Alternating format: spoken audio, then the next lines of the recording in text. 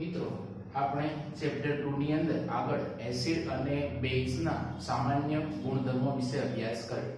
આજે આપણે જોઈશું ચેપ્ટર 2 ની અંદર એસિડ અને બેઝના રાસાયણિક ગુણધર્મો, chemical reaction of acid and base, એટલે કે એસિડ અને બેઝના રાસાયણિક એટલે કે એ કેની સાથે અને કેવી પ્રક્રિયા કરશે એ આપણે ભણવાનું રહેશે। મોસ્ટ આઈએમપી પ્રશ્ન ગણી શકાય, આખો પણ પૂછી શકાય કે કોઈ એક સાથેની પ્રક્રિયા પણ પૂછી શકાય। તો અત્યારે આપણે જોઈ રહ્યા છે એસિડની ધાતુ સાથેની પ્રક્રિયાઓ। એસિડની ધાતુ સાથેની પ્રક્રિયા, તો એસિડની ધાતુ સાથેની પ્રક્રિયા સમજવા માટે આપણે એક પ્રયોગ કરીશું। પ્રયોગની અંદર આકૃતિમાં બતાવ્યા પ્રમાણે સાધનોની ગોઠવણી કરવાની રહેશે। આ કસ નળી છે, કસ નળીની અંદરથી વિમોચન નળી એ બીજા પાત્રમાં લીધેલી છે, બીજા પાત્રમાં સાબુનું દ્રાવણ છે। અહીંયા આ રીતે આકૃતિમાં દર્શાવ્યા મુજબ આપણે સૌપ્રથમ સાધનોની ગોઠવણી કરીશું। ત્યારબાદ સૌપ્રથમ કસ નળીની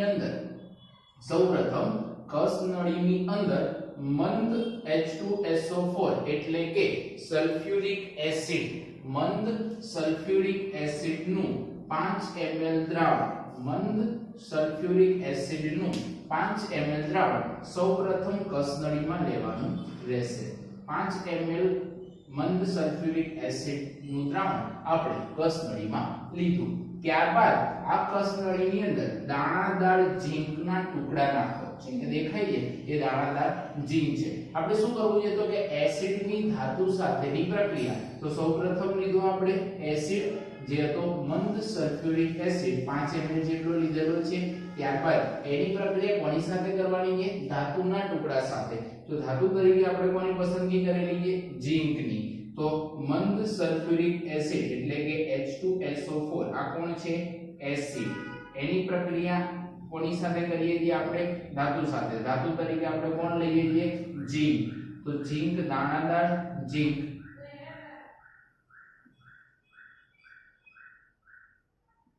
જે શું છે? ધાતુ છે। તો એસિડની ધાતુ સાથેની પ્રક્રિયા કરીએ તો કસનળીની અંદર આપણે સૌપ્રથમ શું લીધું છે? 5 ml H2SO4 એટલે કે સલ્ફ્યુરિક એસિડ, જેની પ્રક્રિયા અહીંયા કરવાથી આપણને જેવી પ્રક્રિયા કરીએ તરત જ અહીંયા વાયુના પરપોટા જોવા મળે છે। તો એ કયો વાયુ ઉત્પન્ન થાય છે? હાઇડ્રોજન વાયુ ઉત્પન્ન થયો।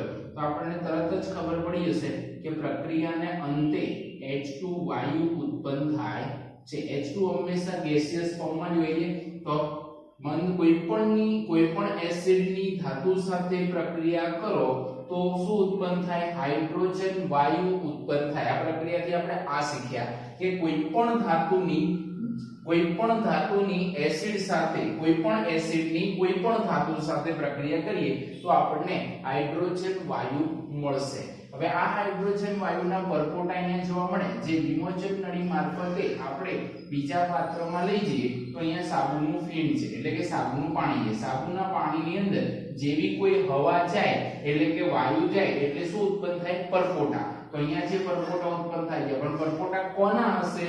તો બધા પરપોટા હશે હાઇડ્રોજન વાયુના। હવે આ હાઇડ્રોજન વાયુ છે એની ઓળખ શું? મને કેવી રીતે ખબર પડશે કે હાઇડ્રોજન વાયુ ઉત્પન્ન થયો છે? તો મિત્રો આપણે જાણીએ છીએ કે હાઇડ્રોજન ખૂબ જ દહનશીલ વાયુ છે એટલે કે ધડાકા સાથે સળગે છે કે એની નજીક તમે કોઈ પણ જ્વલનશીલ પદાર્થ લાવો તો એ ધડામ બધાને સળગે છે અને એટલા જ માટે હાઇડ્રોજન બોમ્બ તરીકે પણ ઉપયોગમાં લઈ શકાય છે। તો અહીંથી જેવા પણ પરપોટા બહાર નીકળશે એની નજીક હું સળગતી મીણબત્તી લઈ જાઉં તો અહીંયા જોઈએ છે એકદમ ધડામ બધાને ધડાકો થશે। જો ધડાકો થાય તો તરત જ આપણે કન્ફર્મ કરી શકીએ છીએ કે આ જે પણ પરપોટા નીકળ્યા છે એ બધા શેના છે? હાઇડ્રોજન વાયુના। તો આપણે અહીંથી શું શીખ્યા? તો કે કોઈ પણ એસિડની કોઈ પણ ધાતુ સાથે પ્રક્રિયા કરીએ તો આપણને હાઇડ્રોજન વાયુ મળે છે। કહી શકાય કે ભાઈ મારે એસિડ તરીકે સલ્ફ્યુરિક એસિડ ના લેવો હોય તો હું કોઈ પણ એસિડ લઈ શકું છું। એવું કોઈ જ નિયમ નથી કે સલ્ફ્યુરિક એસિડ જ લેવો। આની જગ્યાએ હું હાઇડ્રોક્લોરિક એસિડ, નાઇટ્રિક એસિડ,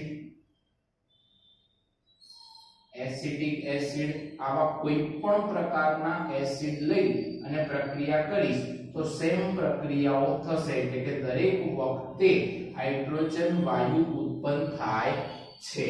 તો પ્રક્રિયા શું હતી? તો સૌપ્રથમ કસનળીની અંદર 5 ml સલ્ફ્યુરિક એસિડ લઈશું, એની અંદર દાણાદાર ઝીંકના ટુકડા ઉમેરીએ એટલે આપણને હાઇડ્રોજન વાયુના પરપોટા જોવા મળે છે, જે વિમોચન નળી મારફતે આપણે સાબુના દ્રાવણમાંથી પસાર કરતા હાઇડ્રોજન વાયુના પરપોટા બહાર નીકળે છે. આ હાઇડ્રોજન વાયુના પરપોટાને મીણબત્તી વડે સળગાય એટલે કે સળગતી મીણબત્તી જો એની નજીક લઈ જવામાં આવે તો આ પરપોટા ધડાકા સાથે સળગે છે. તો ધડાકા સાથે સળગે છે ત્યાં આપણે સાબિત કરી શકીએ છીએ કે આપેલ વાયુ એ હાઇડ્રોજન વાયુ જ છે. તો આ રીતે આપણે હાઇડ્રોજન કોઈ પણ એસિડની કોઈ પણ ધાતુ સાથે પ્રક્રિયા કરીએ તો આપણને જવાબમાં શું મળશે? ક્ષાર. ક્ષાર તરીકે આપણને અહીંયા મળશે ZnSO4. તો આપણે યાદ રાખવાનું કે કોઈ પણ ધાતુની પ્રક્રિયા એસિડ સાથે કરીએ તો જવાબમાં આપણને ક્ષાર અને હાઇડ્રોજન વાયુ મળે છે.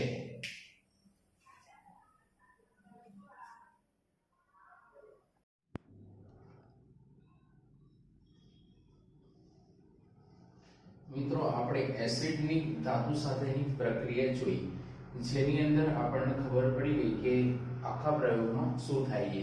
તો એની ઉપરથી આપણને કેટલાક પ્રશ્નોના જવાબ આપવાના રહેશે.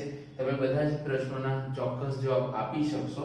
પહેલો પ્રશ્ન છે દાણાદાર ઝીંકની સપાટી પર શું દેખાય છે? તો આ દાણાદાર ઝીંક છે એની અંદર આપણે મંદ H2SO4 એટલે કે સલ્ફ્યુરિક એસિડનું 5 ml દ્રાવણ મિક્સ કર્યું તો એના લીધે અહીંયા આપણને શું જોવા મળ્યું છે?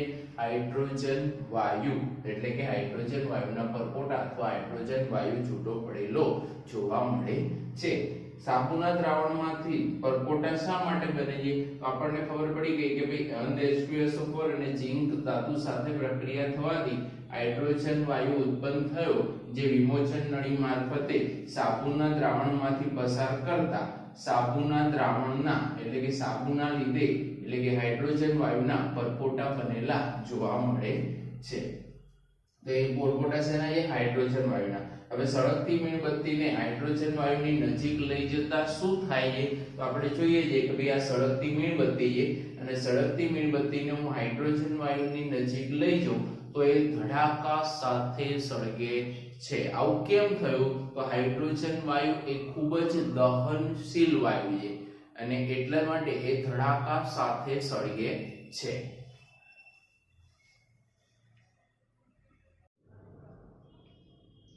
નેક્સ્ટ પ્રશ્ન છે શું ઝીંક એ મંદ HCl અને મંદ HNO3 અને CH3COOH સાથે H2 વાયુ મુક્ત કરશે?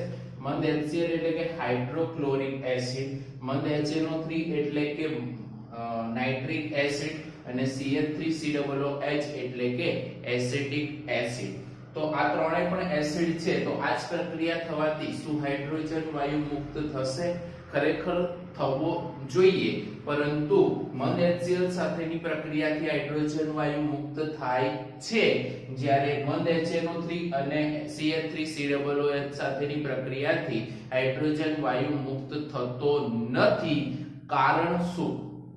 તો એનું કારણ એ આપણે ધાતુની સક્રિયતા શ્રેણી ધાતુવાળા ચેપ્ટરમાં ભણીશું ત્યારે આપણને જાણવા મળશે કે ભાઈ ધાતુની સક્રિયતા શ્રેણી ઉપર એટલે કે ધાતુ કેટલી સક્રિય છે એની ઉપર પણ ડિપેન્ડ કરે છે કે સામેવાળો વ્યક્તિ પ્રક્રિયા કરશે કે નહીં.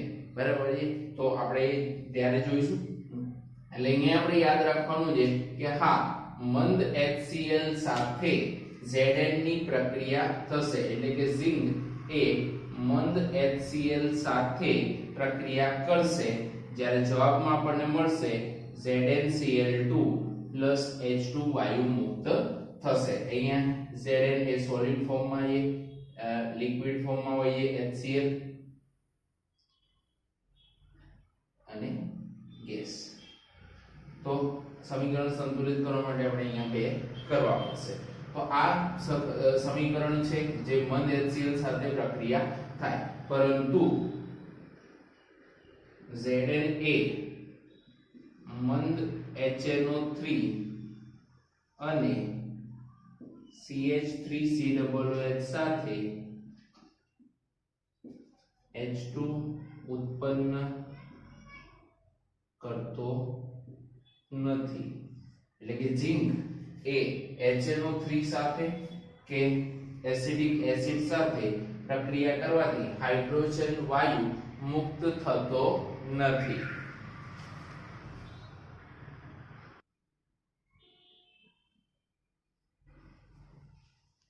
નેક્સ્ટ પ્રશ્ન છે ઝીંકના ટુકડાની મંદ H2SO4 સાથેની પ્રક્રિયાનું સમતોલિત સમીકરણ લખો। ચલો આપણે લખીએ છીએ। તો સૌથી પહેલું જે આપણી જોડે ઝીંકના ટુકડા એટલે કે Zn અને તેની પ્રક્રિયા કોની સાથે કરીએ છીએ તો H2SO4 સાથે। H2SO4 સાથે પ્રક્રિયા કરવાના લીધે આપણને પહેલાથી જ ખબર છે કે હાઇડ્રોજન વાયુ મુક્ત થશે। તો Zn H2SO4 હાઇડ્રોજન વાયુ મુક્ત થઈ ગયો। આપણને ખબર છે કે આ તો બહાર નીકળી જ ગયું છે। તો હવે આપણે ખાલી આ બંનેને જોડવાનું રહેશે। જો આ બંનેને જોડી નાખીએ તો આપણી જોડે આવશે ZnSO4। તો આ રીતે સિમ્પલ આપણે એનું સમીકરણ બનાવી શકીએ છીએ। સિમ્પલ ZnH2SO4 ની પ્રક્રિયા કરીએ જેમાંથી H2 વાયુ દૂર થાય છે એવું આપણને ખબર છે। આ બંનેને જોડી અને લખી દઈએ તો ઝિંક સલ્ફેટ મળે છે। આનું નામ છે zinc H2SO4 sulphuric acid zinc sulphate અને હાઇડ્રોજન વાયુ। તો સમીકરણ સંતુલિત છે કે નહીં એ કેવી રીતે તપાસે તો અહીંયા જોઈએ છે ઝિંકનો એક જ છે ઝિંક એક H2 એકવાર S એકવાર O4 અને O4 એટલે કે બંને તરફ પરમાણુની સંખ્યા સરખી છે માટે આપેલ સમીકરણ એ સંતુલિત અવસ્થામાં છે એવું પણ આપણે કહી શકીએ છીએ।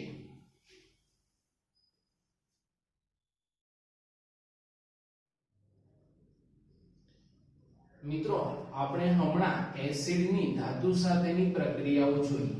તો એસિડની ધાતુ સાથેની પ્રક્રિયાથી આપણને ખબર છે કે ભાઈ ક્ષાર અને હાઇડ્રોજન વાયુ મુક્ત થાય। પરંતુ આપણે એમાં જોયું કે ભાઈ એસિડની ધાતુ સાથેની પ્રક્રિયા કરીએ એટલે કે ઝિંકની જો HCl સાથેની પ્રક્રિયા કરીએ કે H2SO4 સાથેની પ્રક્રિયા કરીએ તો હાઇડ્રોજન વાયુ મુક્ત થાય છે। પરંતુ ઝિંકની HNO3 સાથેની પ્રક્રિયા કરીએ તો હાઇડ્રોજન વાયુ મુક્ત થતો નથી। આ બંનેની પ્રક્રિયામાં હાઇડ્રોજન વાયુ મુક્ત થાય છે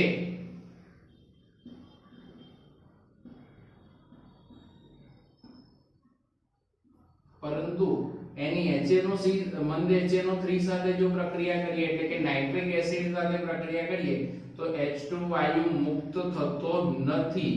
કારણ આપો કે ભાઈ આમાં કેમ H2 વાયુ મુક્ત થતો નથી અને આમાં મુક્ત થાય છે। તો અહીંયા પ્રક્રિયા કરીએ ને તો અહીંયા વિસ્થાપન પ્રક્રિયા થાય છે એટલે કે ZnH2 ની જગ્યા લઈ લે છે એટલે આવી રીતના બની જાય છે ZnCl2 અને અહીંયા બની જાય છે ZnSO4 અને પ્લસ H2 એટલે કે અહીંયા બંનેમાં શું થાય છે તો કે Zn એ H ની જગ્યાએ જતો રહે છે અને આ પ્રક્રિયાને આપણે વિસ્થાપન પ્રક્રિયા કહેવાય એવું ચેપ્ટર 1 ની અંદર ભણી ચૂક્યા છીએ।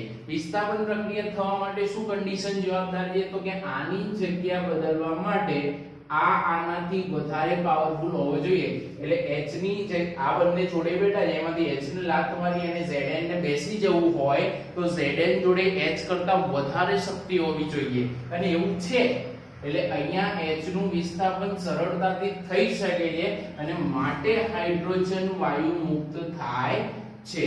પરંતુ અહીંયા વાત કરીએ તો Zn અહીંયા H ને વિસ્થાપન કરી શકે પરંતુ HNO3 એટલે કે નાઇટ્રિક એસિડ એ પ્રબળ ઓક્સિડેશન કરતા છે।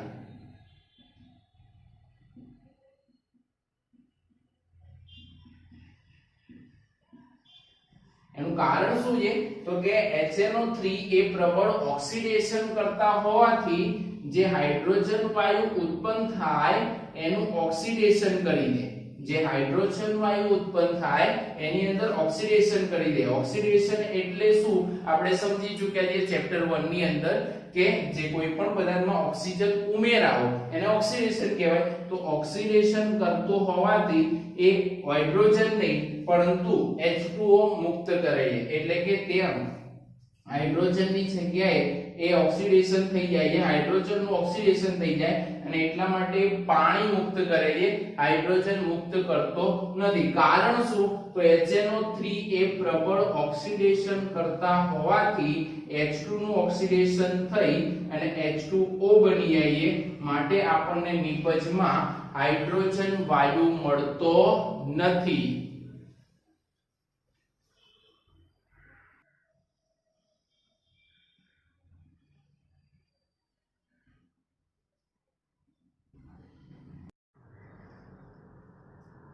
મિત્રો આપણે જોયું કે ભાઈ બધી જ બધા એસિડ એ ધાતુ સાથે પ્રક્રિયાથી હાઇડ્રોજન મુક્ત કરતા નથી, એટલે કે HCl મુક્ત કરે છે, H2SO4 મુક્ત કરે છે, પરંતુ HNO3 મુક્ત કરતો નથી. એ જ રીતે દરેક ધાતુ હાઇડ્રોજન સાથે દરેક ધાતુ એસિડ સાથે પ્રક્રિયાથી હાઇડ્રોજન મુક્ત કરશે નહીં. જેમ આ લોકો બધા એસિડ એવું કામ નહીં કરતા, મેં કીધું હતું એ રીતે કે ભાઈ ક્લાસની અંદર 2-3 જણા તો અપવાદ નીકળશે, તો એ જ રીતે અહીંયા એસિડ ની અંદર આપણી જોડે કોણ અપવાદ નીકળ્યો? HNO3, જેનું નામ છે નાઇટ્રિક એસિડ. આ અપવાદ છે જે આપણું કયું માનતો નથી, એટલે કે આ અપવાદ છે જે ઝીંક સાથેની પ્રક્રિયાથી હાઇડ્રોજન મુક્ત કરતો નથી. એવી રીતે ઝીંકની જગ્યાએ હું કોઈ બીજી ધાતુ લઈ લઉં તો એ લોકો પણ અપવાદ નીકળી શકે છે ને? આ ચોક્કસ નીકળી શકે છે. તો કઈ કઈ ધાતુઓ હાઇડ્રોજન મુક્ત કરશે અને કઈ કઈ ધાતુઓ હાઇડ્રોજન મુક્ત કરશે નહીં એની વાત કરીએ. તો આપણને ખબર છે ઝીંક સિવાય હું કઈ કઈ ધાતુ લઈ શકું જે હાઇડ્રોજનને મુક્ત કરશે? તો HNO3 તો સાઈડમાં કરી નાખીએ. અહીંયા મેં શું સમજાવ્યું કે ભાઈ હાઇડ્રોજન મુક્ત કરવા માટે અહીં જે ધાતુ હોય એ હાઇડ્રોજન કરતા વધુ સક્રિય હોવી જોઈએ. હાઇડ્રોજન મુક્ત કરવા માટે અહીંયા જે ધાતુ લેવામાં આવે એ ધાતુઓ હાઇડ્રોજન કરતા વધુ સક્રિય હોવી જોઈએ, તો જ હાઇડ્રોજન મુક્ત કરી શકે. તો આપણે અહીંયા ધાતુઓની સક્રિયતા શ્રેણી લીધેલી છે: potassium, sodium, calcium, magnesium, aluminium, zinc, iron, lead, hydrogen, copper, પારો, ચાંદી અને સોનું. તો આ બધી જે ધાતુઓ છે એમાંથી એવી ધાતુઓ હાઇડ્રોજનને મુક્ત કરી શકશે જે ધાતુઓ હાઇડ્રોજન કરતા વધુ સક્રિય છે. એટલે કે હાઇડ્રોજન કરતા વધુ સક્રિય ધાતુ છે, એટલે આ ધાતુમાંથી તમે કોઈ પણ ધાતુ લેશો તો એ હાઇડ્રોજન આસાનીથી મુક્ત કરી શકશે. એટલે કે હું Zn ની જગ્યાએ કઈ કઈ ધાતુ લઈ શકું છું? તો હું Zn ની જગ્યાએ K, Na, K એટલે કે પોટેશિયમ, Na એટલે કે સોડિયમ, કેલ્શિયમ, મેગ્નેશિયમ, એલ્યુમિનિયમ જેવી ધાતુઓ લઈ શકું છું. તો આ લોકો એ હાઇડ્રોજન મુક્ત કરશે, એટલે કે H2 વાયુ મુક્ત કરશે. કોની સાથે? તો HCl સાથે પ્રક્રિયા કરો કે H2SO4 સાથે પ્રક્રિયા કરો, આ લોકો હાઇડ્રોજન વાયુ મુક્ત કરશે. હવે સવાલ થાય કોણ મુક્ત કરશે નહીં? તો H થી જે ઓછી સક્રિય ધાતુ છે, અહીંયા H છે, H થી વધુ પાવરફુલ આ લોકો છે અને H થી ઓછા પાવરફુલ આ લોકો છે. તો આમાંથી કઈ ધાતુ એ એની સાથે પ્રક્રિયા કરશે નહીં? એટલે પ્રક્રિયા નહીં કરે તો H2 ઉત્પન્ન કરશે નહીં. તો એની અંદર આ લોકો H2 ઉત્પન્ન કરશે, જ્યારે H2 ઉત્પન્ન થશે નહીં. એવી કઈ ધાતુ છે? તો એવી ધાતુ છે ખાલી કોપર, જેને આપણે ગુજરાતીમાં કહીએ છીએ તાંબુ. એટલે કે તાંબુ કોઈ પણ એસિડ સાથે પ્રક્રિયા કરશે પણ એ હાઇડ્રોજન મુક્ત કરશે નહીં, કારણ કે કોપરની તાકાત એ H ની તાકાત કરતા ઓછી છે અને એટલા માટે કોપર એ તેમાં રહેલો હાઇડ્રોજન દૂર કરી શકશે નહીં.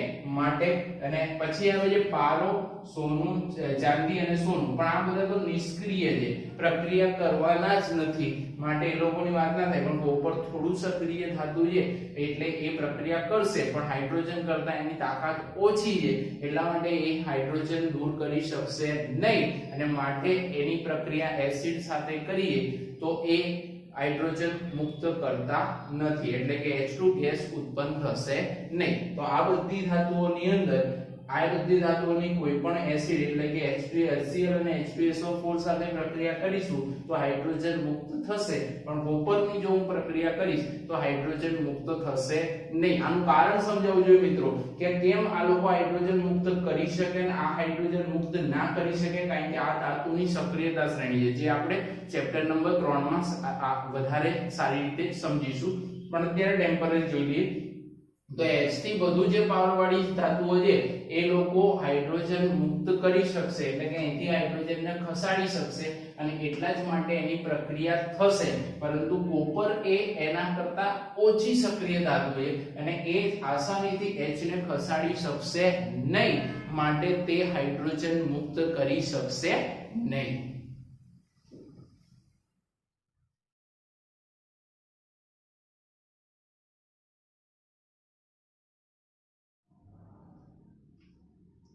મિત્રો આપણે નેક્સ્ટ પોઈન્ટ ઉપર જઈએ છીએ, એટલે કે પોઈન્ટ છે એસિડ અને બેઝ ની રાસાયણિક પ્રક્રિયાઓ. તો આગળના પોઈન્ટ ની અંદર આપણે એસિડ ની ધાતુ સાથેની, એસિડ અને બેઝ બંનેની ધાતુ સાથેની પ્રક્રિયાઓ જોઈએ. હવે આપણે જોઈએ છે એસિડ ની ધાતુ કાર્બોનેટ અને ધાતુ હાઇડ્રોજન કાર્બોનેટ. એક પહેલું છે ધાતુ કાર્બોનેટ. ધાતુ કાર્બોનેટ, કાર્બોનેટ એટલે કે CO3 લઈ લઈએ, પણ એની આગળ કોણ હોવું જોઈએ? ધાતુ. ધાતુ તરીકે તમે કોઈ પણ લઈ શકો, તો આપણે Na લઈ લઈએ, પણ આ -2 હોય એટલે આ +2 થવા જોઈએ, પણ Na+1 હોય, માટે આપણે એનું અણુસૂત્ર આવી રીતે બનાવી શકીએ Na2CO3. અને ધાતુ હાઇડ્રોજન કાર્બોનેટ. કાર્બોનેટ એટલે CO3, એની આગળ હાઇડ્રોજન એટલે H અને એની આગળ ધાતુ એટલે Na. ધાતુ તરીકે આપણે સોડિયમ લીધું છે અને હાઇડ્રોજન કાર્બોનેટ. અહીંયા પણ આપણે ધાતુ તરીકે સોડિયમ લીધું છે, ખાલી કાર્બોનેટ. તો ધાતુ એટલે Na લીધું અને કાર્બોનેટ એટલે CO3. આપણે ગોખવાનું નહીં, ધાતુ કાર્બોનેટ તો ધાતુ તરીકે સોડિયમ અને કાર્બોનેટ એટલે કાર્બોનેટ, તો આનું નામ થાય સોડિયમ કાર્બોનેટ. Sodium carbonate. અને ધાતુ હાઇડ્રોજન કાર્બોનેટ, તો ધાતુ હાઇડ્રોજન કાર્બોનેટ, તો આનું નામ થાય સોડિયમ હાઇડ્રોજન કાર્બોનેટ, અથવા બીજું નામ પણ છે સોડિયમ બાયકાર્બોનેટ.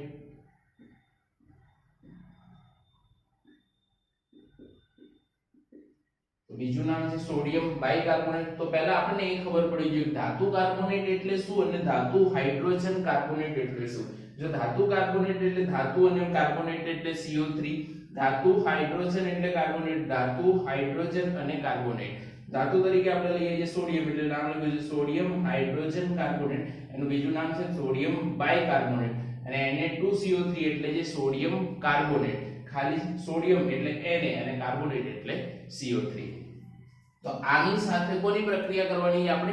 એસિડની. તો એસિડની ધાતુ કાર્બોનેટ અથવા ધાતુ હાઇડ્રોજન કાર્બોનેટ સાથેની પ્રક્રિયા. તો બંને સેમ પ્રક્રિયાઓ આપશે. ધાતુ કાર્બોનેટ સાથે કરો કે ધાતુ હાઇડ્રોજન કાર્બોનેટ સાથે કરો, શું થશે જોઈએ. તો સૌપ્રથમ આપણે એક કસનળીમાં આકૃતિમાં બતાવ્યા પ્રમાણે સાધનો ગોઠવી દઈશું. એક કસનળીની અંદર 0.5 ગ્રામ 0.5 ગ્રામ સોડિયમ કાર્બોનેટ લઈ શકો છો અથવા સોડિયમ હાઇડ્રોજન કાર્બોનેટના ટુકડા લો. તમે બંનેમાંથી કોઈ પણ એક લેવાનું છે, કાં તો સોડિયમ કાર્બોનેટ લો કાં તો સોડિયમ હાઇડ્રોજન કાર્બોનેટ. કારણ કે આપણે કોની સાથે પ્રક્રિયા કરવાની છે? ધાતુ કાર્બોનેટ અથવા ધાતુ હાઇડ્રોજન કાર્બોનેટ. બે સેમ પ્રક્રિયા આપશે. તો તમે અહીંયા ધાતુ કાર્બોનેટ તરીકે સોડિયમ કાર્બોનેટ અને ધાતુ હાઇડ્રોજન કાર્બોનેટ તરીકે સોડિયમ હાઇડ્રોજન કાર્બોનેટના ટુકડા લો. એની પ્રક્રિયા કોની સાથે કરવાની છે? તો કે એસિડ સાથે. એટલે આપણે એની અંદર અહીંયા થીસલ ફનેલ એટલે કે થીસલ ગળણીની મારફતે એની અંદર એક એસિડ ઉમેરીશું જેનું નામ છે મંદ HCl, એટલે કે 2 મિલીગ્રામ જેટલો 2 ml જેટલો મંદ HCl ઉમેરીશું. આપણી જોડે હતું સોડિયમ કાર્બોનેટ અથવા સોડિયમ હાઇડ્રોજન કાર્બોનેટ. તો પહેલું જોઈએ, આપણી જોડે હતું Na2CO3 કાં તો NaHCO3, જેની અંદર આપણે શું કર્યું તો કે બંનેની અંદર આપણે ઉમેર્યો HCl એટલે કે હાઇડ્રોક્લોરિક એસિડ. પરિણામે અહીંયા આપણને પરપોટા એટલે કે હવા જોવા મળી, પરપોટા જોવા મળે છે જે કયા વાયુના છે? કાર્બન ડાયોક્સાઇડ વાયુના છે. આગળ આપણને કયા વાયુના મળતા હતા મિત્રો? હાઇડ્રોજન વાયુના મળતા હતા. એસિડ કે બેઝની ધાતુ સાથે પ્રક્રિયાથી હાઇડ્રોજન વાયુ મળે છે, પણ કાર્બોનેટ સાથેની પ્રક્રિયાથી હંમેશા કાર્બન ડાયોક્સાઇડ વાયુ મળશે. તો આ બંને સાથેની પ્રક્રિયાથી આપણને એક તો શું મળશે? કાર્બન ડાયોક્સાઇડ વાયુ મળશે જ. તો આપણને એક ફિક્સ થઈ ગયું છે, કાર્બન ડાયોક્સાઇડ વાયુ તો મળવાનો જ છે. એ સિવાય આપણને મળશે ક્ષાર અને બીજું પાણી. તો બંનેની અંદર ક્ષાર અને પાણી મળે છે. એટલે આપણે બેઝિક સમીકરણ લખી શકીએ કે ભાઈ ધાતુ કાર્બોનેટ અથવા ધાતુ હાઇડ્રોજન કાર્બોનેટ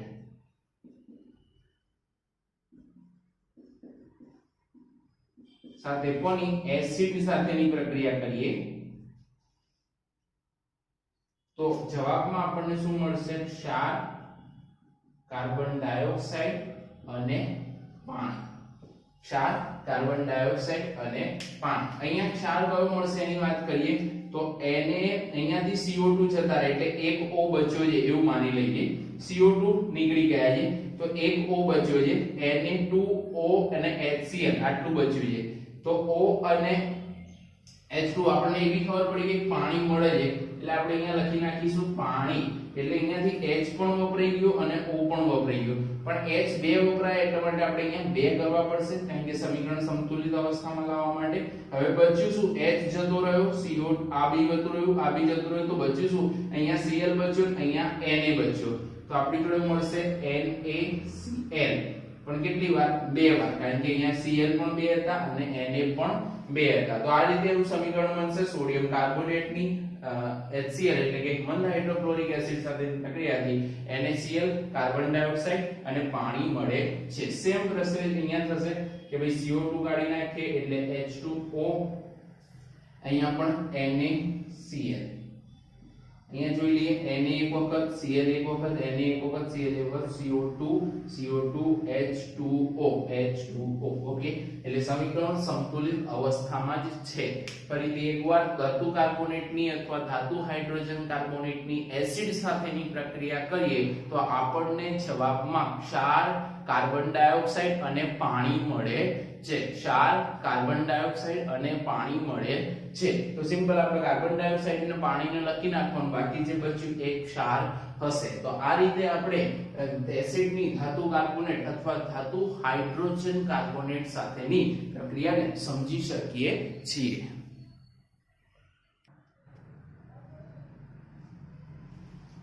મિત્રો આપણે જોયું કે અહીંથી જે પણ કાર્બન ડાયોક્સાઇડ ઉત્પન્ન થાય છે જે વિમોચન નળી મારફતે, જ્યારે અહીંયા બીજી કસ નળીમાં આપણે શું લીધેલું છે? Calcium hydroxide. આનું નામ છે કેલ્શિયમ હાઇડ્રોક્સાઇડ નું દ્રાવણ. અહીંથી કયો વાયુ આવતો હશે અંદર? CO2. તો કેલ્શિયમ હાઇડ્રોક્સાઇડ ની અંદર CO2 મિક્સ થશે એટલે કે આ બંને વચ્ચે પ્રક્રિયા થશે તો calcium hydroxide plus CO2 it gives આપણને મળશે કેલ્શિયમ કાર્બોનેટ પ્લસ પાણી, CaCO3 અને H2O મળે છે. એટલે કે અહીંયા ભેગું થઈને આપણને બંનેમાંથી જવાબ શું મળશે? કેલ્શિયમ કાર્બોનેટ, CaCO3, જેને આપણે કહીએ છીએ કેલ્શિયમ કાર્બોનેટ. બીજું CaOH ટ્વાઇસ નું બીજું નામ શું છે એવું પૂછી શકાય. તો આ જે ચૂનાનું પાણી CaOH ટ્વાઇસ, ચૂનાનું પાણી, CaCO3 ચૂનાનો પથ્થર,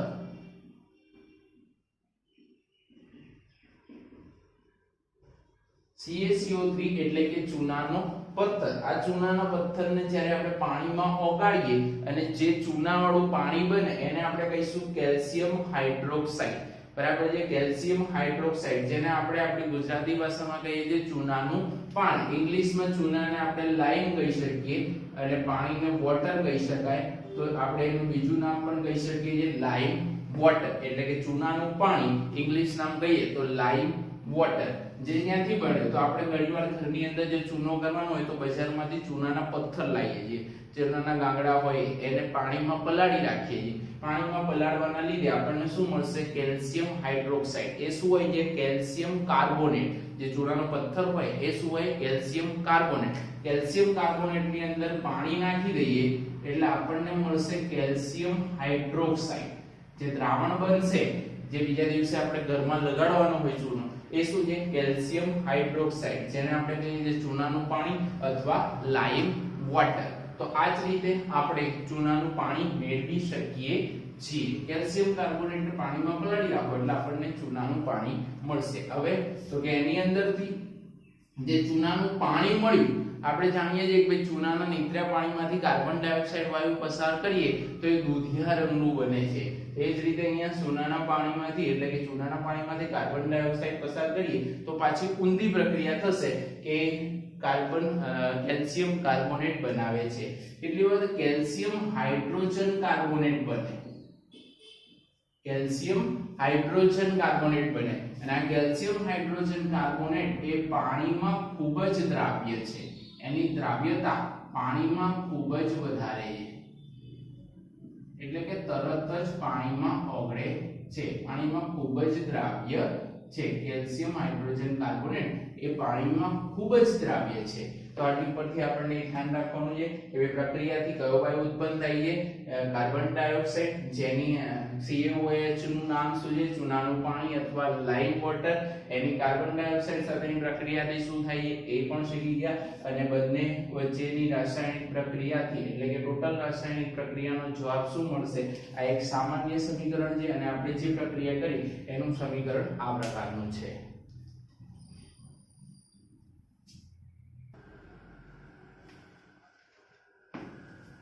મિત્રો આપણે જોયું કે અહીંથી જે કાર્બન ડાયોક્સાઇડ આવે છે એ શેમાં જશે? કેલ્શિયમ હાઇડ્રોક્સાઇડના દ્રાવણમાં. હવે કેલ્શિયમ હાઇડ્રોક્સાઇડના દ્રાવણની અંદર તમે થોડોક કાર્બન ડાયોક્સાઇડ ઉમેરો એટલે કે ઓછા પ્રમાણમાં. જો કેલ્શિયમ હાઇડ્રોક્સાઇડના દ્રાવણમાં ઓછા પ્રમાણમાં કાર્બન ડાયોક્સાઇડ ઉમેરીએ તો પરિણામે આપણને મળે છે CaCO3 કેલ્શિયમ કાર્બોનેટ, જેને આપણે ચૂનાનો પથ્થર પણ કહીએ છીએ. ચૂનાનો પથ્થર પ્લસ પાણી. તો જ્યારે કેલ્શિયમ હાઇડ્રોક્સાઇડમાં ઓછા પ્રમાણમાં એટલે કે ઓછા પ્રમાણમાં જો કાર્બન ડાયોક્સાઇડ ઉમેરીએ તો આપણને મળશે ચૂનાનો પથ્થર, જેનું નામ છે કેલ્શિયમ કાર્બોનેટ અને પાણી. અને આ ચૂનાનો પથ્થર એ પાણીમાં ઓગળતો નથી, પાણીમાં અદ્રાવ્ય છે. આ ચૂનાનો પથ્થર પાણીમાં અદ્રાવ્ય છે એટલે કે પાણીમાં ઓગળતો નથી. પરંતુ હજી આની અંદર વધુ પ્રમાણમાં કાર્બન ડાયોક્સાઇડ ઉમેરું એટલે કે પહેલા થોડોક કાર્બન ડાયોક્સાઇડ આવ્યો તો આવું બની ગયું. હજી જો હું વધુ કાર્બન ડાયોક્સાઇડ ઉમેરું તો આ તો તૈયાર જ હતું એટલે આપણી જોડે મળશે CaCO3 અને H2O તો હતા જ, પણ હજી વધુ પ્રમાણમાં કાર્બન ડાયોક્સાઇડ ઉમેર્યું. વધુ પ્રમાણમાં કાર્બન ડાયોક્સાઇડ, તો વધુ પ્રમાણમાં કાર્બન ડાયોક્સાઇડ ઉમેરવાના લીધે આપણને મળશે CaHCO3 calcium hydrogen carbonate. HCO3 આવે એટલે આપણે મગજમાં ફિટ કરવાનું હાઇડ્રોજન કાર્બોનેટ અને ખાલી CO3 આવે તો કાર્બોનેટ. કાર્બોનેટ ની આગળ જે ધાતુ એનું નામ બોલવાનું calcium carbonate. Calcium hydrogen carbonate. Calcium hydrogen carbonate મળે છે અને આ કેલ્શિયમ હાઇડ્રોજન કાર્બોનેટ એ પાણીમાં ખૂબ જ દ્રાવ્ય છે. એ પાણીમાં ખૂબ જ દ્રાવ્ય છે. આપણે ધ્યાન રાખીશું ઓછા પ્રમાણમાં કાર્બન ડાયોક્સાઇડ ઉમેરું ને તો મળશે કેલ્શિયમ કાર્બોનેટ અને જે પાણીમાં અદ્રાવ્ય છે. પણ જો એની અંદર વધુ પ્રમાણમાં કાર્બન ડાયોક્સાઇડ ઉમેરું ને તો મળશે કેલ્શિયમ હાઇડ્રોજન કાર્બોનેટ, જે પાણીમાં ખૂબ જ દ્રાવ્ય છે. એટલે કે કાર્બન ડાયોક્સાઇડ ઓછો થાય તો અદ્રાવ્ય મળશે અને કાર્બન ડાયોક્સાઇડ વધુ જશે તો એ પાણીમાં દ્રાવ્ય મળશે. એક મળશે કેલ્શિયમ કાર્બોનેટ અને બીજામાં મળશે કેલ્શિયમ હાઇડ્રોજન કાર્બોનેટ.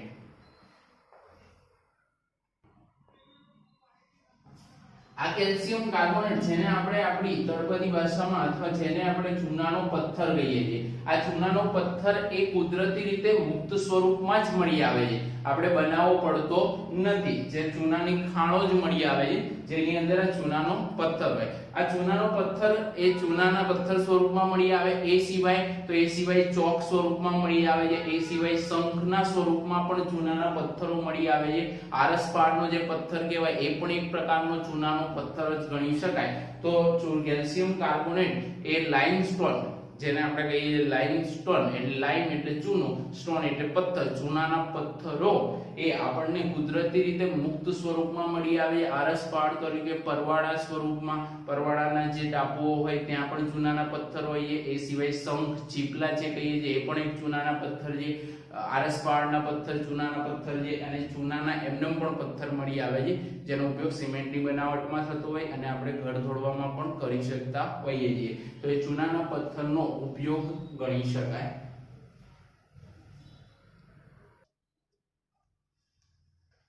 નેક્સ્ટ મિત્રો, કેલ્શિયમ હાઇડ્રોક્સાઇડમાં કાર્બન ડાયોક્સાઇડ થી કેલ્શિયમ કાર્બોનેટ મળે, અને કેલ્શિયમ કાર્બોનેટનું જે જલીય દ્રાવણ કહેવાય, કેલ્શિયમ કાર્બોનેટ પ્લસ પાણી એટલે કે એનું જલીય દ્રાવણ કહેવાય. તો એની અંદર જો કાર્બન ડાયોક્સાઇડ વાયુ પસાર કરું તો મને કેલ્શિયમ હાઇડ્રોજન કાર્બોનેટ મળે છે. આ જ રીતે આપણે એવું વિચારીએ કે મારી જોડે સોડિયમ કાર્બોનેટ છે, આ સોડિયમ કાર્બોનેટ એનું અણુસૂત્ર શું થશે? Na2CO3, એનું જલીય દ્રાવણ એટલે કે H2O, Na2CO3 નું જલીય દ્રાવણ એટલે કે CaCO3 નું જલીય દ્રાવણ, એની અંદરથી કાર્બન ડાયોક્સાઇડ પસાર કરીએ તો કાર્બન ડાયોક્સાઇડ પસાર કરવાના લીધે સોડિયમ કાર્બોનેટ નું જલીય દ્રાવણમાંથી કાર્બોનેટ, કેલ્શિયમ કાર્બોનેટના જલીય દ્રાવણમાંથી કાર્બન ડાયોક્સાઇડ પસાર કર્યો તો આપણને શું મળ્યું? Calcium hydrogen carbonate. તો એ જ રીતે સોડિયમ કાર્બોનેટના જલીય દ્રાવણમાંથી હું કાર્બન ડાયોક્સાઇડ પસાર કરું તો મને શું મળશે? કે સોડિયમ હાઇડ્રોજન કાર્બોનેટ. તો મને શું મળશે? Sodium hydrogen carbonate, sodium hydrogen carbonate. એટલે કે જો હું કેલ્શિયમ કાર્બોનેટના જલીય દ્રાવણમાંથી કાર્બન ડાયોક્સાઇડ પસાર કરું તો કેલ્શિયમ હાઇડ્રોજન કાર્બોનેટ મળે, પરંતુ હું સોડિયમ કાર્બોનેટ લઈ લઉં અને એના જલીય દ્રાવણમાંથી કાર્બન ડાયોક્સાઇડ પસાર કરું તો સોડિયમ કાર્બોનેટ મળે. સિમ્પલ. કેલ્શિયમ કાર્બોનેટનું દ્રાવણ લો તો કેલ્શિયમ હાઇડ્રોજન કાર્બોનેટ મળે, સોડિયમ કાર્બોનેટનું દ્રાવણ લો તો સોડિયમ હાઇડ્રોજન કાર્બોનેટ મળશે. ઇન શોર્ટમાં કોઈ પણ કાર્બોનેટના જલીય દ્રાવણમાંથી આપણે કાર્બન ડાયોક્સાઇડ વાયુ પસાર કરીએ તો એના હાઇડ્રોજન કાર્બોનેટ મળે. પણ અહીંયા આપણે જોયું હતું કે ભાઈ Ca કેલ્શિયમ હાઇડ્રોજન કાર્બોનેટ જે છે એ પાણીમાં ખૂબ જ દ્રાવ્ય છે, પરંતુ સોડિયમ હાઇડ્રોજન કાર્બોનેટ એ પાણીમાં અલ્પ દ્રાવ્ય છે અથવા ઓછો દ્રાવ્ય છે, એવું આપણે ધ્યાન રાખીશું. તો સોડિયમ હાઇડ્રોજન કાર્બોનેટ આવે તો એ પાણીમાં ઓછો દ્રાવ્ય છે, પરંતુ કેલ્શિયમ હાઇડ્રોજન કાર્બોનેટ આવે તો એ પાણીમાં ખૂબ જ દ્રાવ્ય છે. જ્યારે અહીંયા બીજું Na ની જગ્યાએ બીજો લઈ લો તો KHCO3 એટલે કે પોટેશિયમ હાઇડ્રોજન કાર્બોનેટ આવે તો એ પાછો પાણીમાં ખૂબ જ દ્રાવ્ય છે. ખાલી કોણ ઓછું દ્રાવ્ય છે? તો સોડિયમ હાઇડ્રોજન કાર્બોનેટ એ પાણીમાં ખૂબ જ ઓછો દ્રાવ્ય છે. બાકીના બંને જે હાઇડ્રોજન કાર્બોનેટ છે એ પાણીમાં ખૂબ જ દ્રાવ્ય છે.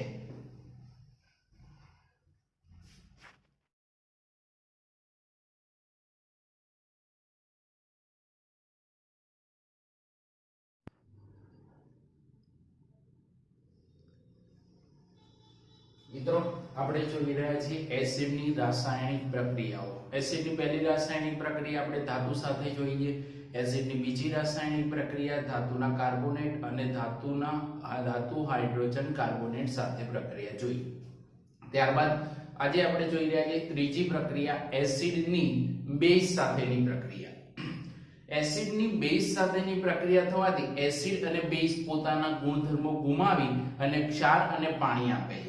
એસિડની બેઝ સાથેની પ્રક્રિયા કે બેઝની એસિડ સાથેની પ્રક્રિયાથી બંને પોતાના ગુણધર્મો ગુમાવી અને ક્ષાર અને પાણી આપે છે, અને આ ક્રિયાને તટસ્થીકરણ તરીકે ઓળખવામાં આવે છે. એસિડની બેઝ સાથે પ્રક્રિયા કરો કે બેઝની એસિડ સાથે પ્રક્રિયા કરો, જો બંને યોગ્ય માત્રામાં એકબીજામાં ભેળવવામાં આવે તો બંને એસિડ અને બેઝ પોતાના ગુણધર્મો ગુમાવી દે છે અને ક્ષાર અને પાણી આપે છે અને આ ક્રિયાને આપણે તટસ્થીકરણ તરીકે ઓળખીએ છીએ. શોર્ટમાં કહીએ તો એસિડ અને બેઝ વચ્ચેની પ્રક્રિયાથી ક્ષાર અને પાણી મળે છે.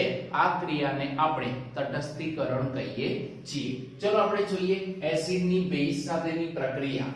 તો આપણે એના માટે શું કરીશું તો કે કોઈ એક કસનળીની અંદર હું 2 ml બેઝ લઈ લઉં છું. કોઈ પણ બેઝ હું લઈ શકું છું. કોઈ પણ બેઝ અહીંયા લઈ શકાય. ધારો કે હું અહીંયા 2 ml NaOH એટલે કે સોડિયમ હાઇડ્રોક્સાઇડ નું દ્રાવણ લઈ લઉં છું અને આ કોણ છે બેઝ છે. હવે આપેલ પદાર્થ બેઝ છે કે એસિડ છે એવું જાણવા માટે આપણે શેનો ઉપયોગ કરીએ છીએ સૂચકનો. સૂચકનો મિત્રો આપણે ઉપયોગ કરીએ છીએ. આગળના લેક્ચરોમાં આપણે સૂચક વિશે ભણ્યા છીએ.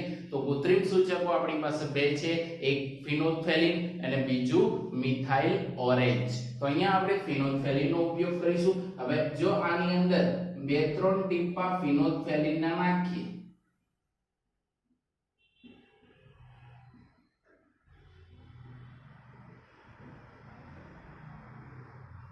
તો આ 3 ટીપા આની અંદર પડવાથી દ્રાવણનો રંગ ગુલાબી થાય છે.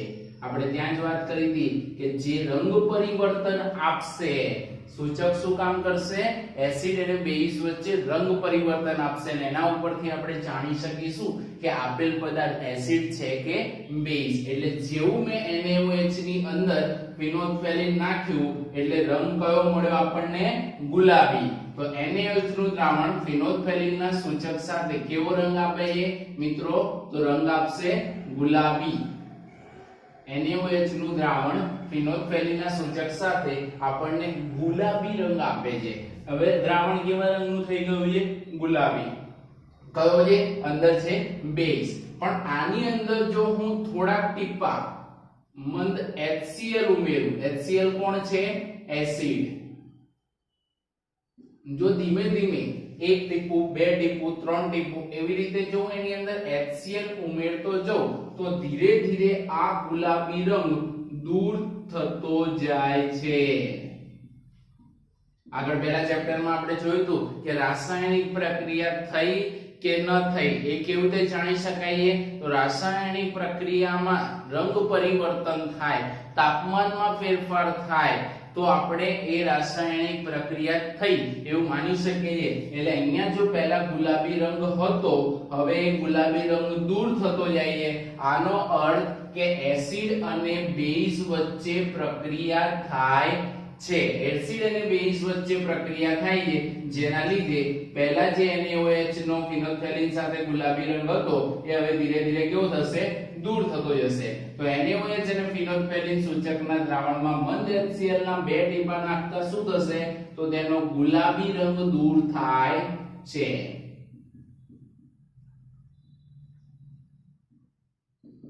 હવે ગુલાબી રંગ દૂર થાય છે. હવે એસિડ અને બેઝ માં થતી પ્રક્રિયાનું માત્ર નામ જણાવો તો આ પ્રક્રિયાને આપણે શું કહીશું તટસ્થીકરણ. એસિડ અને બેઝ ની વચ્ચેની રાસાયણિક પ્રક્રિયાથી ક્ષાર અને પાણી મળે છે અને આ ક્રિયાને આપણે શું કહીએ છીએ તટસ્થીકરણ. તો તટસ્થીકરણની પ્રક્રિયા દર્શાવતું સમીકરણ તો આપણે લખી શકીએ છીએ એસિડ પ્લસ બેઝ જવાબમાં આપણને મળશે ક્ષાર અને પાણી અને આ જ ક્રિયાને આપણે તટસ્થીકરણ કહીએ છીએ. આ જ પ્રક્રિયાની વાત કરીએ તો એસિડ આપણે કયો લીધો તો HCl, બેઝ કયો લીધો છે NaOH. હવે આપણને ખબર છે કે ક્ષાર અને પાણી મળશે. ક્ષાર કયો મળશે ખબર નથી તો આપણે H2O પાણી લખી નાખીએ. અહીંયાથી H અને અહીંથી OH આ બંને ભેગા થઈ જશે એટલે H2O બની જશે અને બચ્યું શું તો Cl અને Na. તો આપણે Cl અને Na આવી રીતે લખી શકીએ નહીં. મેં તમને આગળ સમજાવ્યું હતું કે સૌથી પહેલા ધાતુ લખવું પડે તો એમાંથી ધાતુ કોણ છે Na અને Cl શું છે અધાતુ માટે એને પાછળ લખવું પડે એટલે બનશે શું NaCl જેનું નામ છે સોડિયમ ક્લોરાઇડ. તો HCl હાઇડ્રોક્લોરિક એસિડ, NaOH એટલે કે સોડિયમ હાઇડ્રોક્સાઇડ ની સાથે એસિડ અને બેઝ ની રાસાયણિક પ્રક્રિયાથી ક્ષાર અને પાણી મળે છે અને આ જ ક્રિયાને મિત્રો તટસ્થીકરણ તરીકે ઓળખવામાં આવે છે. તો આ થઈ તટસ્થીકરણ, એસિડ અને બેઝ વચ્ચેની રાસાયણિક પ્રક્રિયા. તો આપણે કોઈ પણ ઉદાહરણ લઈ એસિડ બેઝ ની રાસાયણિક પ્રક્રિયાને સમજાવી શકીએ છીએ.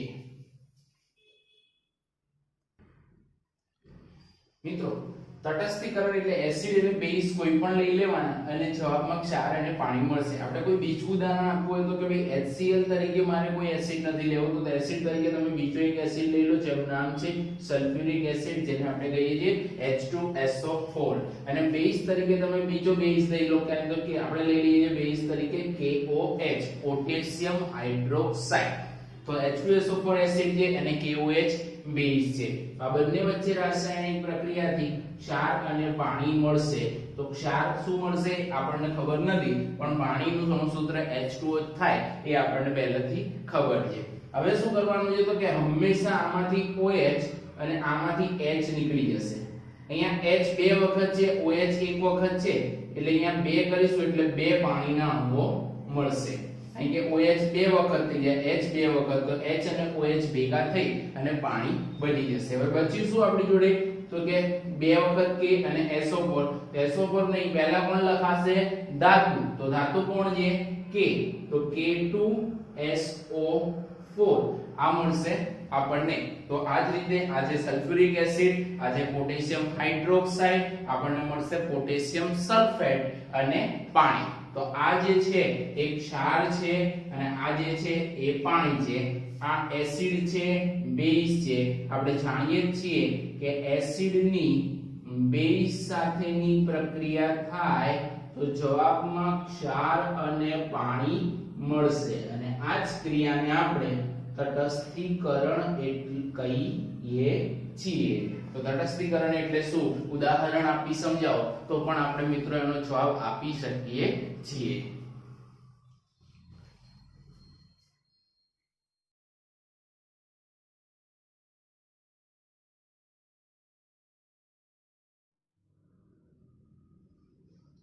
મિત્રો એસિડની છેલ્લી પ્રક્રિયા એસિડની ધાત્વિય ઓક્સાઇડ સાથેની પ્રક્રિયા.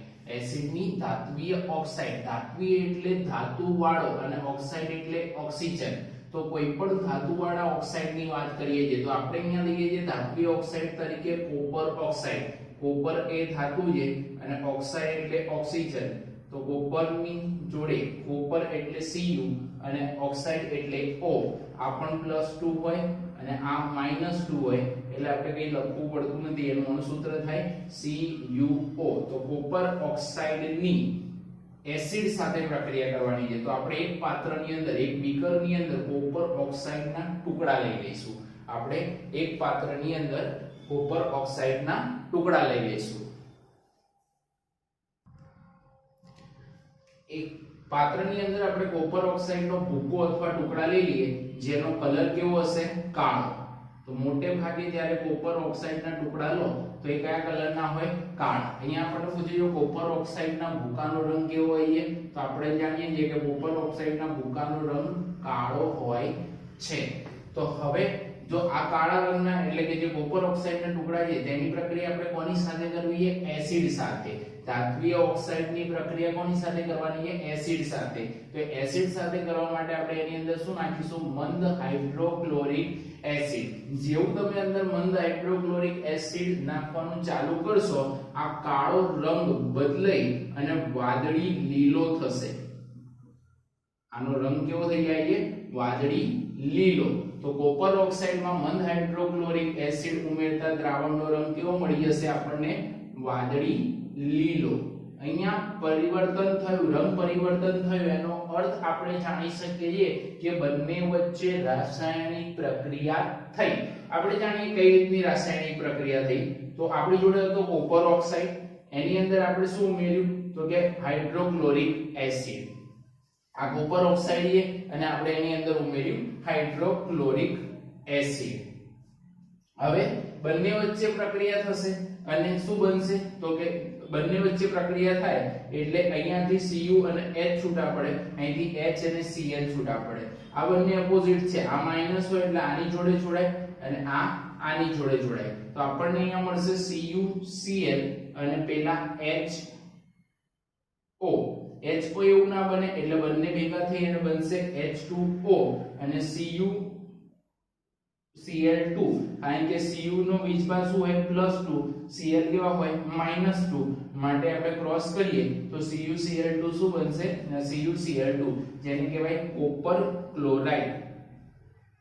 કોપર ક્લોરાઇડ CuCl2 એટલે શું થાય કોપર ક્લોરાઇડ. અને આ કોપર ક્લોરાઇડ બની ગયું એટલા માટે એનો રંગ કેવો બદલાઈ ગયો વાદળી કલર, એટલે કે વાદળી લીલો થઈ ગયો. પહેલા એ કાળો હતો પણ પહેલા એ શું હતો કોપર ઓક્સાઇડ, ફક્ત કોપર ઓક્સાઇડ હતો. જેવો મેં એની અંદર એસિડ ઉમેર્યો, હાઇડ્રોક્લોરિક એસિડ ઉમેર્યો એટલે બંને વચ્ચે શું થઈ રાસાયણિક પ્રક્રિયા, અને બંને વચ્ચે રાસાયણિક પ્રક્રિયા થવાના લીધે આપણને શું મળ્યું કોપર ક્લોરાઇડ અને પાણી. આ કોપર ક્લોરાઇડ એક પ્રકારનો ક્ષાર ગણી શકાય અને પાણી. તો આપણે જાણીએ આ બાજુ વાત કરીએ તો આ કોણ છે એસિડ, અને આપણને ખબર જ છે કે એસિડની બેઝ સાથે પ્રક્રિયા થાય ને તો જ ક્ષાર અને પાણી મળે. આગળ જ આપણે શીખી ગયા. એટલે હંમેશા જે ધાતુઓના ઓક્સાઇડ હોય ને એ કેવો સ્વભાવ ધરાવતા હોય બેઝ પ્રકારનો. કોઈ પણ ધાતુના ઓક્સાઇડ હોય ને એ હંમેશા કેવા હોય બેઝ પ્રકારના. તો ધાત્વિય ઓક્સાઇડ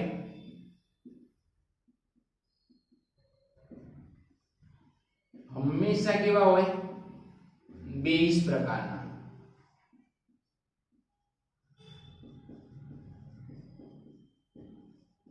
હવે અહીંથી અમને પ્રશ્ન પૂછવામાં આવે કે ભાઈ ધાત્વિય ઓક્સાઇડના જલીય દ્રાવણની અંદર લિટમસ પેપર ઉપર શું થશે, શું અસર થશે?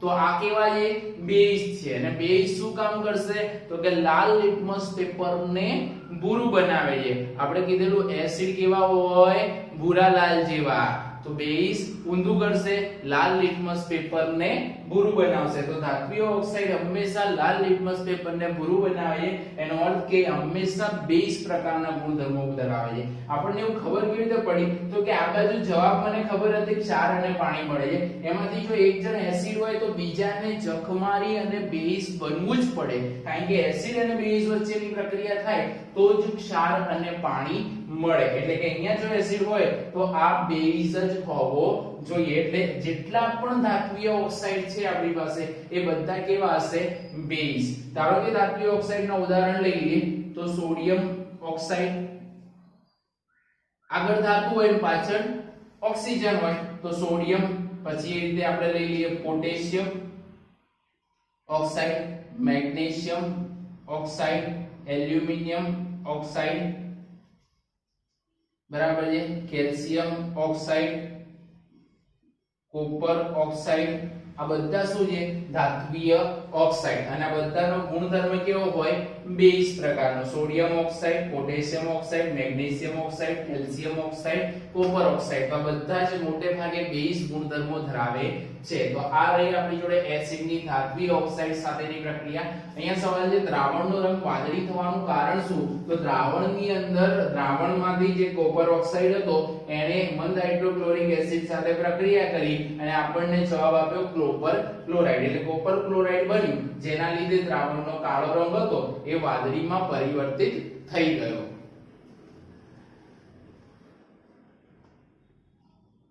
મિત્રો આપણે એસિડની પ્રક્રિયાઓ જોઈ, તો એસિડ રિલેટેડ એક પ્રશ્ન છે કે શા માટે દહીં અને ખાટા પદાર્થોને પિત્તળ તેમજ તાંબાના વાસણોમાં ના રાખવા જોઈએ? તો આપણા ઘરની અંદર જે ખાટા પદાર્થો છે એ આપણે કોઈ દિવસ પિત્તળ કે તાંબાના વાસણોમાં રાખતા નથી. કારણ શું? કારણ કે આપણે આગળ જ પહેલા જ લેક્ચરની અંદર ચર્ચા કરી કે દહીં અને ખાટા પદાર્થો, આપણા ઘરની અંદર જે પણ દહીં અને ખાટા પદાર્થો છે એ બધાની અંદર કોણ હોય એસિડ, અને એસિડ એ પિત્તળ તેમજ તાંબાના વાસણો સાથે પિત્તળ અને તાંબુ શું છે? ધાતુ. તો એસિડ એ પિત્તળ અને તાંબાના વાસણો સાથે પ્રક્રિયા કરી અને ઝેરી પદાર્થો બનાવે છે. તો એસિડ એ ખાટા પદાર્થોની અંદર મોટે ભાગે શું હોય? એસિડ. અને આ એસિડ એ આપણે જો પિત્તળ એટલે કે ખાટા પદાર્થોને જો આપણે વાસણોમાં ભરીએ તો એની સાથે પ્રક્રિયા થશે અને પ્રક્રિયાને પરિણામે ઝેરી પદાર્થો ઉત્પન્ન થશે, જે માનવ શરીર માટે કેવા છે? હાનિકારક છે, એટલે આપણા આરોગ્ય માટે નુકસાનકારક છે. માટે આપણે આવા ખાટા પદાર્થોને તાંબા કે પિત્તળના વાસણોની અંદર ભરવા જોઈએ નહીં.